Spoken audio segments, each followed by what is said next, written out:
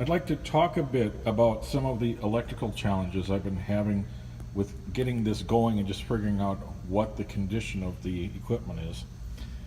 When we got this, I did not know, are the accessories in here, the wiper and so forth, are they 6 volt or are they 12 volt? And there's nothing clear that I could find that would tell me any of this. I was looking all over to try and figure out what would be a way to determine this. One idea I had was, let's take off one of the headlights and see if there's a marking on the back of the headlight. Well, that revealed a design problem with how this vehicle was assembled. If I look at the headlight, it has this little bracket right here where you see a screw and then there's a larger screw hole next to it. It looks like it's large enough to pass the screw head. And there are 3 of these around the exterior of the headlamp. And so you would figure, well, we just have to loosen these screws, rotate the lamp assembly so that it lines up with that, and pull the lamp out. Well, actually that doesn't work. They did not crimp this properly. When you rotate it over, this hole on here catches on the screw head. This hole here should actually be about 1 millimeter or 2 closer to where this metal is folded over. So if you rotate it over, you probably can see that the sheet metal is still behind the screw. You can't get the headlight off. And I don't want to take these screws all the way out because of the risk of dropping them. A problem that we've been having is trying to figure out, how do you open this?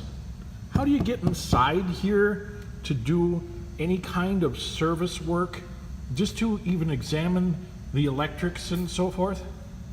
There's no way to open it. There's no hood on this thing. There's no access underneath. If we look at how this thing is put together, it's got rivets. And as far as I can tell, if you want to open this, you got to take all these rivets out. But even more than that, see, this is one continuous sheet of plastic from all the way from the bottom up to the window here, then continuing up all the way to the top and extending all the way to the back. So if you wanted to open the hood of this thing, you're actually supposed to take the entire top of the vehicle off, which is just stupid. Why would they do this? It's like this thing was not designed to be easily repaired. You know, a hood seems like a pretty obvious thing, you know, and you just, you know, put a notch right here with like a weather seal gasket. No, they didn't think that was a good idea for whatever reason. So getting in here to check the electrics is really difficult. And we've actually been looking around at the dashboard in here. The dashboard has screws around the sides, around the dash panel here, and we can actually open this and look behind this. We can see the wiring back here, but still this dash itself is a major obstacle to accessing stuff up there. Is there some way that you can remove the dash itself? There are no exposed screws, bolts, or anything all the way around this. So it's almost like the dash was put in place before they put the top skin on. So it appears that the only way to really get access in there is to take this whole entire plastic off. It's ridiculous. However, we're at least partially saved by the fact that this vehicle is so old here that the plastic has cracked. So there's a crack right here. It's no longer one continuous piece. And if we go over and we look at the opposite side of the vehicle, there are similar cracks. There's a crack right there. So you wouldn't necessarily have to take it all off, but you still got to take the roof off and pop all these rivets, drill them out basically, and then lift off this entire plastic assembly. So if I loosen these screws and see they're recessed inside the plastic, if I take that screw out and I accidentally drop it and it falls in there, I have no idea how to get access to this area, because this is at the front of the wedge, way up front. I don't even know if you can access that area. And so it leads to other complications of, I would like to examine the electrics for the accelerator pedal. I don't even know if I can get to it. So this thing is a very large challenge to figure out how to get into it. It's a puzzle box, and they did not make it easy to service. I don't know what the plan was. Would you send this back to the factory? It's bizarre. But so anyway, I was looking around, is there some other way that I can figure out what the voltages are? And I thought, well, I could check, maybe the parking lights might have something. And that is where I struck gold. Because if I look up here on the plate down here, it says 12 volt right there. So that tells me these lamps are 12 volt. But then I also see another issue here. Some of these lamps are in not very good condition. This one's okay. These lamp holders are shiny. But it's like, well, if I'm taking this lamp out, I should check the other lamps. And if I look at the back of the vehicle, it has a parking lamp or rear indicator lamp. This one is in really bad condition. It's very corroded inside. And if I check the one on the other side, this one is also extremely corroded. So it may be necessary to replace these fixtures because that socket is rusted out. Fortunately, it does look like they do make these. These were actually used on other vehicles. Looks like maybe Toyota may have used them, so these can be replaced, but now it's another 20 bucks just to replace this lamp assembly. So there's all sorts of challenges here. Then I may have been a little over optimistic, but I was like, okay, I want to test this out. Let's put a 12 volt battery in here and see what happens. And I don't want to buy the huge batteries because they're very expensive, and I just want to test it right now. And I don't really need much power just for a simple test. I have some old 12 volt battery backup batteries around. They're small, but they're good enough for the job.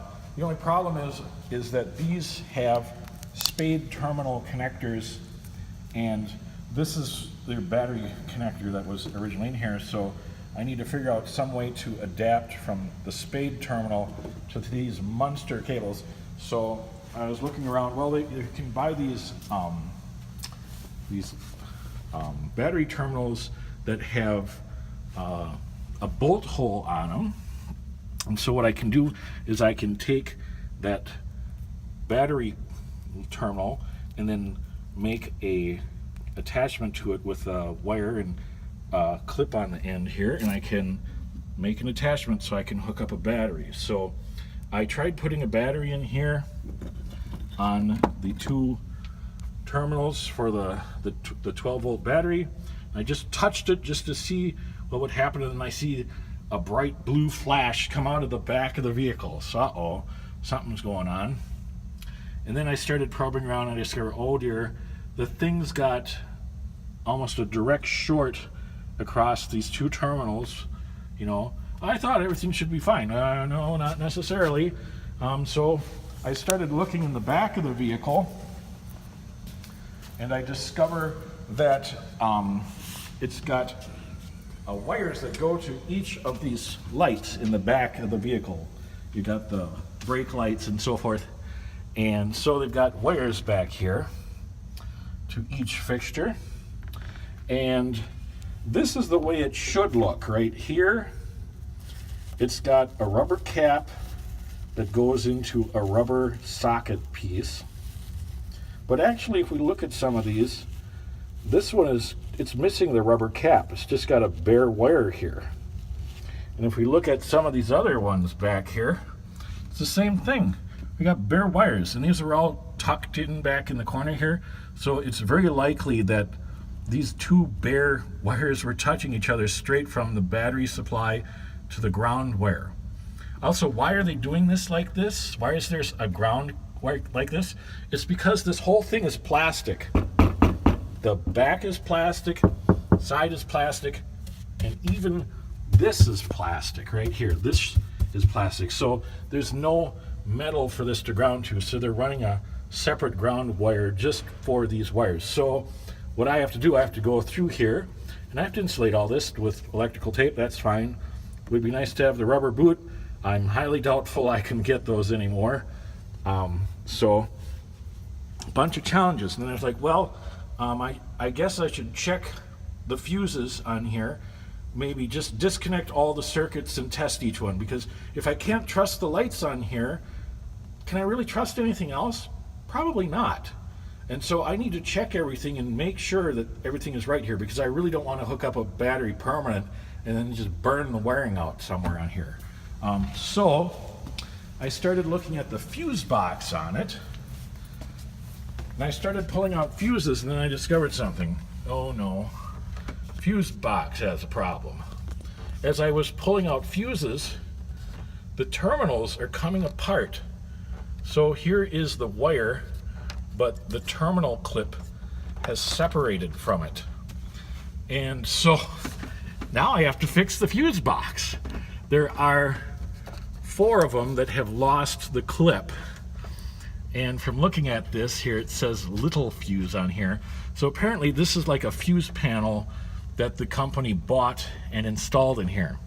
Now, looking on the internet, it looks like little fuse still exists. And so I may not be able to get this exact part, but they do make fuse block parts like this. So I can probably just take this out and rivet in a new plastic replacement for it. And I'm in the process of ordering some parts for that. So that will be coming. But so this thing is just becoming more and more complicated as I look at it. And there's just lots of stuff. We have no clue what the state of this is. Also, this has a battery charger built into it. The battery charger is tucked way up front in the wedge, where you see that gray bar back there. That is the battery charger. I have no idea how to get to that. It's wedged way up in the front, and I haven't a clue how to access it. It's just very, very complicated. So that's the challenges we face here with this thing. So at the moment, my only real goal is to just get the relays functioning for the motor control in the back. All the other stuff, like getting the lights working and the windshield wiper, that is not critical. That's not important to me right now. I just want to get the thing rolling across the ground. So we got some challenges ahead. Oh, and then also I got to find a fuse right here. This is the way we got this. This thing has a fuse on the ground rather than on the positive side, which is strange. But okay, this is a fuse on the ground side. This goes to ground, and someone stuck a fuse in here. It's not long enough because here's one terminal and here's the other. So this doesn't reach across. It's short little ways here. So got to figure out how to get a longer fuse for this. And I don't know if they make fuses like this anymore. I think they do. I think old style fuse panels from the 60s or 70s might use fuses that are this long. It also looks like there are larger fuses that have tabs on the ends. We might be able to cut the tabs off and insert that in there. So just lots of challenges trying to get this thing figured out. Thanks for watching.